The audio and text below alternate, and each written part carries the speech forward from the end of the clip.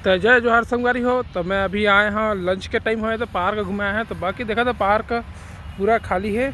और मैं तुम्हें आज मोर शोरूम बता था पार्क। तो देखा सबसे पहले ये मैं रामलीला हो रही से, मैं रावण वाड़ जले रही ना एक समय के, ये मेरे से रामलीला होती से।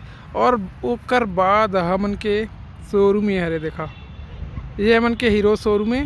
और हम पार्क में अभी बैठन पूरा स्टाफ, ये देखा। और ये है ना वेनिस मॉल, ग्रेटर नोएडा के सबसे बड़े मॉल वेनिस मॉल। एक वीडियो भी कई बार बना चुके हैं। तो कभी भी पिक्चर वक्चर देखे के मन करते ना तो सीधा शोरूम से यहाँ, ये देखा Venice, grand Venice mall search कर रहा, बहुत फेमस है। तो संगवारी हो अभी तो 2-2:30 बजे तक तो पूरा लंच के है। तो अभी छुट्टी है तो घूमा था मन, और हमार सब स्टाफ मन वहीं से बैठे हवे। तो अभी अब दिल्ली में ठंड बहुत ज़्यादा आ गई है, तो स्वेटर पहन के आना पड़ा थे। और बाकी आप मन बताओ, आप मन की ठंड कैसे है?